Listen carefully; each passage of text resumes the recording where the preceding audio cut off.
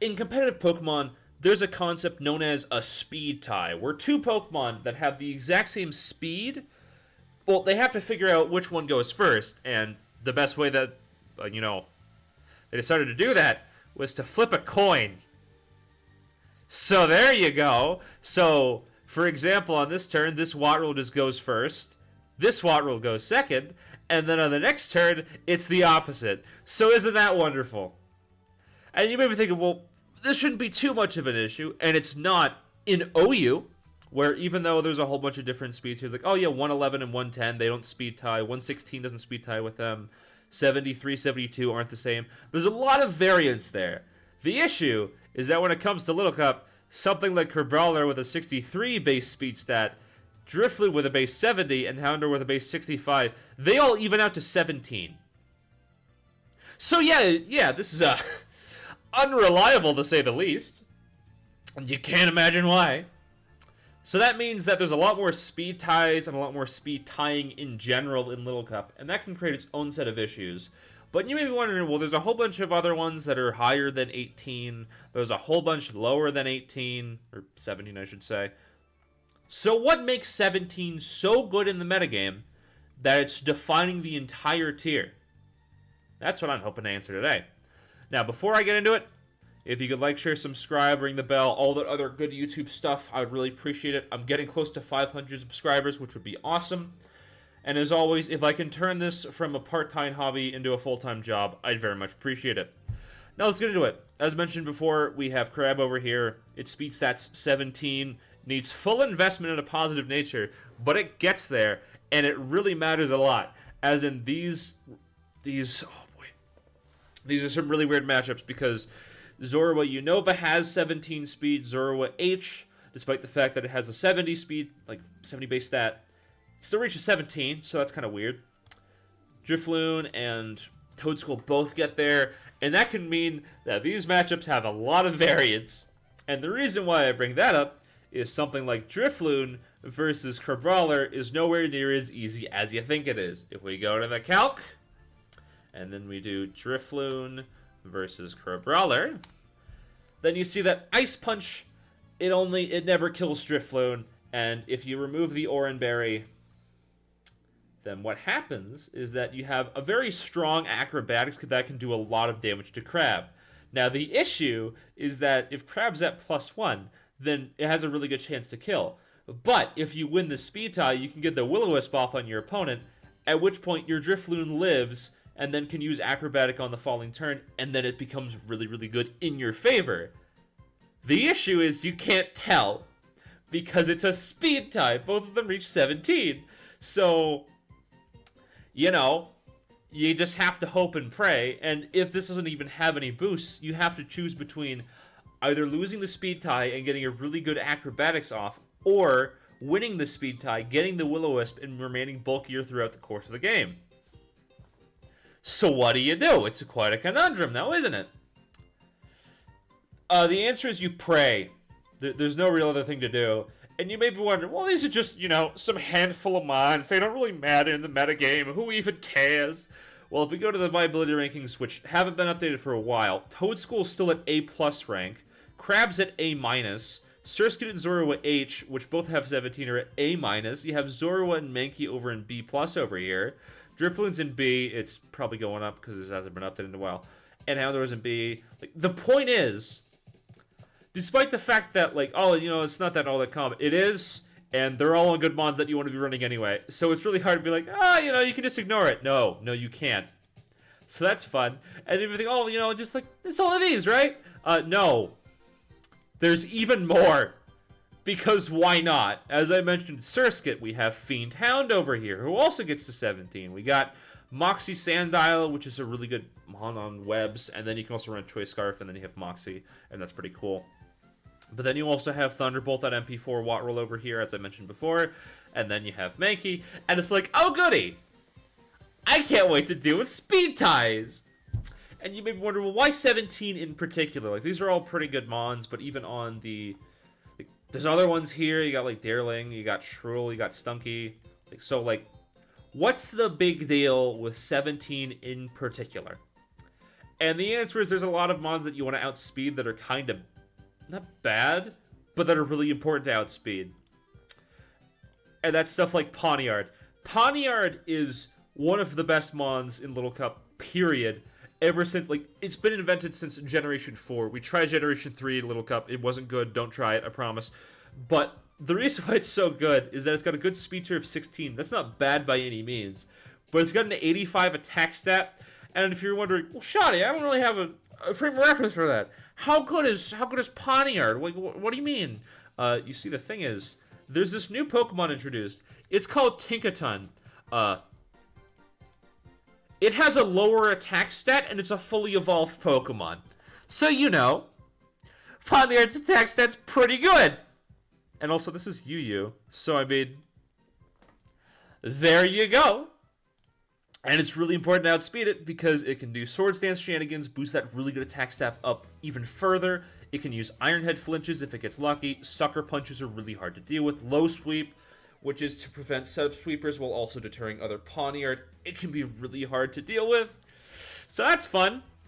And you can't even slow it down without it proccing Defiant and getting a Swords Dance boost. So hooray! Next up we have Glimmet. Glimmet's a new Pokemon introduced, and it has 16 speed tier, and it's really important because if you don't deal with it, it'll just set up hazards, and that's really bad. You do not want it to set up hazards. It's got Stealth Rock. It has the ability Toxic Debris, so if it gets hit by a physical attack, Toxic Spikes are set, so good luck with that. Then you still have Sludge Bomb, Power Gem, and Mudshot as good coverage options, and Mudshot to set up sweepers. And oh yeah! 105 base special attack. Why? Why? Like, genuinely, why? Oh boy. Alright.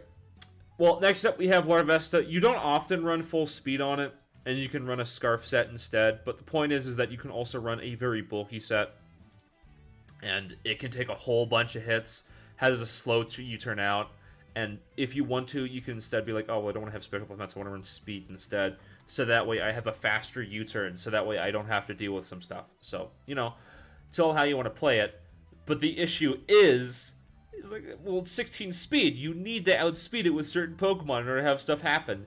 And if you can't, then that can be really devastating because it's got Flare Blitz, it's got Will-O-Wisp, and it's got Morning Sun. So if you're slower and you have an attack that could just finish it off, just kill it. No, it just uses Morning Sun and it's faster, and you can't do that. So there you go. Next up, we have Dumb Idiot Bramlin over here, stupid little baby man. And I don't like it because it's too frail, but it gets up to 16 speed. It's a rapid spinner that can do a lot of damage with Power Whip, and because it has Wind Rider as its ability, it can be a really good check to Wattrel, which sounds so terribly counterintuitive, but it works, I promise. And then you have stuff like Shadow Sneak or Strength Sap, and kind of just mess around with it. You also have Spikes. Spikes is pretty good. And once again, if you're faster than Bramblin, if you have 17 speed, then guess what? It can't set up Spikes reliably if it doesn't have the Rapid Spin boost, and that could be really good team support for the rest of the game. So there's that. And then we have some slower stuff. We have Magnemite. It gets up to... it recommended set as 14. You can also go up to 15. It all depends on how you want to run it. But it's still really good because it hits like a truck with 95 special attack. Like, oh yeah, you know, Glimmet outclasses it in that regard, but like, it's still really, really powerful. Do not mess with this mon. So being able to outspeed it with a Choice Scarf is really good because then, oh, well, then it loses like the really good advantage of being so fast, and it's really hard. Like, it can be really hard to deal with because it has Analytic. So if you switch into attacks, they get a 30% boost. So that could be really yikes.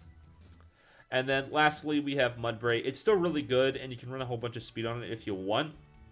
But, like, you want to outspeed this if it gets a whole bunch of stamina boosts. If you are behind it, and it's got, like, +6 defense because of stamina boost, you are not going to break it easily.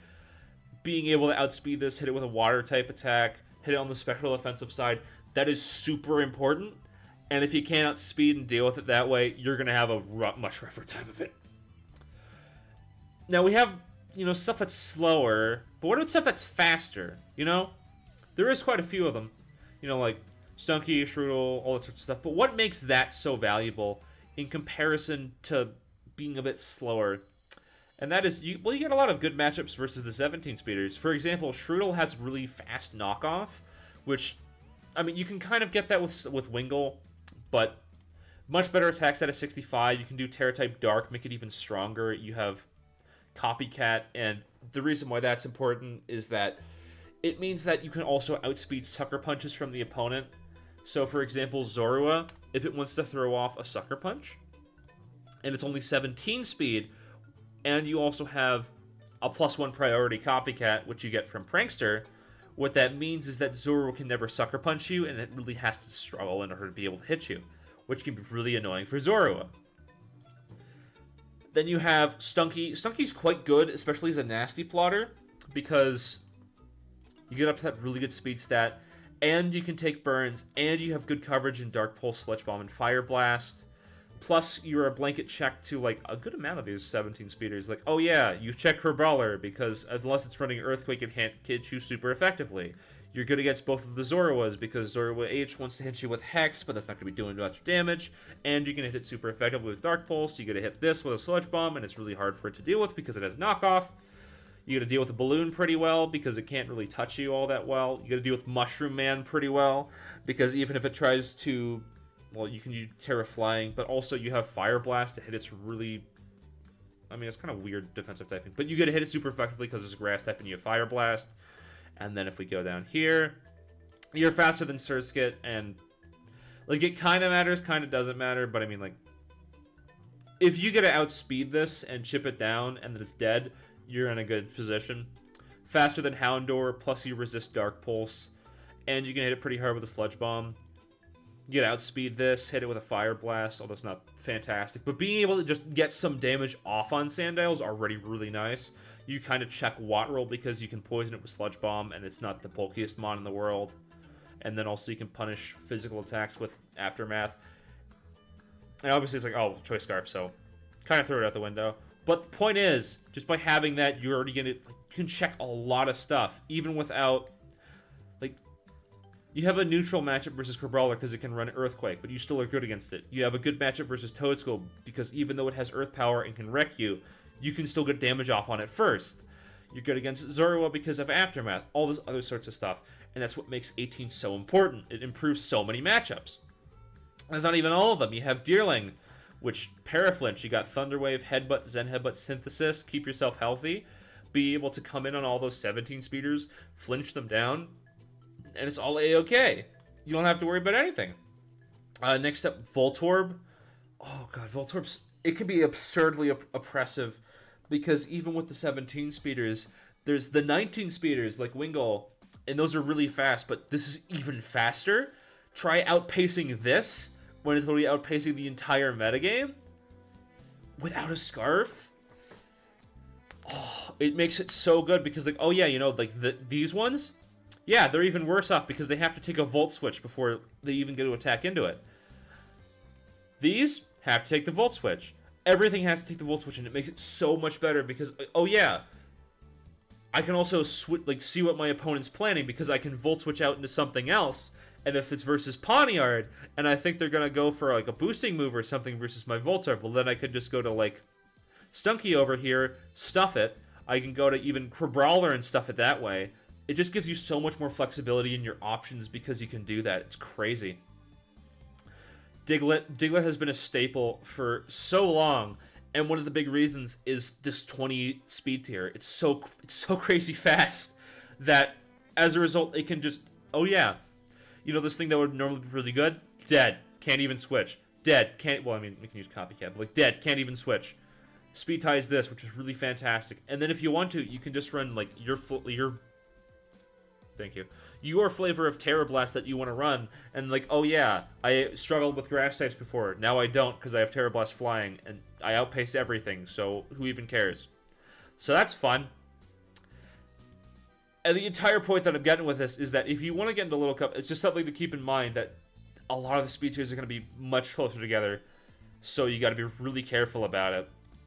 And I have experienced this sort of speed tie shenanigans myself, but also there's other... Like, this is no insult to my opponent. My opponent played this well. But it's also just really hard from, like, a planning standpoint of what do I do. Like, we're both playing webs, and I have Drifloon, they have a Toad School, and the issue that I have is if I want to get webs off, I have to use Floon, and that's really bad for me. If they want to get webs off, they have to use Toad, and that's significantly easier because they can set up on, well, they can spin on 1, 2, 3, or 4 over here, and that'll be really bad for me. My opponent predicts this and plays well, goes into Toad as I lead Diglett, which isn't great, and then I go to Houndour. And this is where the speed type problems start, and where it's even more compounded by the fact that Zorua H is in the back, and also has the 17 speed tier, because that's a pretty weak knock, but also Houndour resists it. I don't know if this is Toad School or Zorua H, and that leads to a lot of problems as a result. Because if this is Zorua H, and I switch into something that will also check Toad School really well, such as Drifloon, well then guess what? If it gets knocked or hit with a, if it gets knocked, then that's really bad, and I lose that for the rest of the game. However, if this is Zorua H and I'm running Houndour, well then I just attack into it and I get free damage, and it's whatever. Your opponent can't do too much about it. But if this is Toad, then I really need to switch to Drifloon because they can go and take an Earth Power because of the immunity. And you see how the 17 speed tier just creates a whole bunch of problems when it comes to this sort of thing? And the funny thing is that I just went for Flamethrower here, but you won't see it because I lose the speed tie, and I just die as a result. And that, once again, not knocking my opponent, but that's just 17 speed tier is really populated, and as a result, it becomes really hard. So there's that. And there's even another example of this happening, not just from my own experience, in another game, H-Sawa versus... I'm not going to try to pronounce that name, because I don't think I can. But it's Sandile versus Crab. Crab switches in, loses the defense. And this is an exceedingly important turn for both sides. And the reason why is that if Sandile loses this speed tie, which as you see it does, then the game's already lost at this point. And the reason why is that Sandile, even if it KOs Crabrawler, it has to go first, otherwise it'll just be trapped by Diglett afterwards. And Crabrawler wants to stay in because, I mean, there's nothing that really wants to switch into an Earthquake, really. Oh yeah, Bramblin, but then it gets outspit on the next turn. You don't want to go into Stunky because it can't hit it too hard. So you both really want to win this speed tie, especially because, well, Crab just sort of rolls over the rest of the... Well, not this, but, it rolls over a good portion of the team.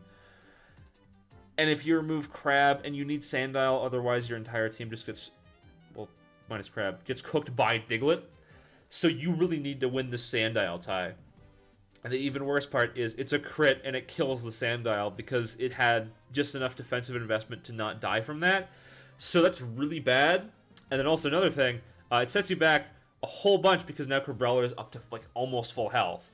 And you literally had no better plays, so what do you do? That's the big issue. And that's what the 17 speed tier is so defining, is because so many good mons get it, and being able to outspeed all of those good mons. Heck, this is webs.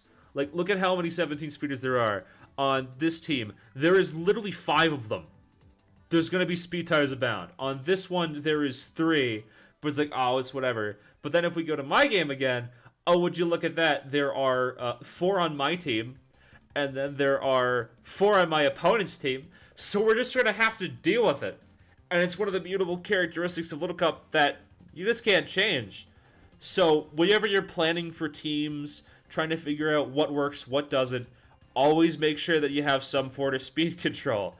Make sure that you have a Scarfer, you got T-Wave support, you got some fast mons like Diglett or Voltorb, that kind of stuff. Just make sure to plan for it, or also run webs. Webs is really good speed control. So in total, 17 is your golden number. Thank you all very much for watching. I really appreciate it. If you could like, share, subscribe, all that good stuff, I'd very much appreciate it. I'm almost at 500 subscribers. And as always, thank you all for your attention. It really means a lot. Have a good day.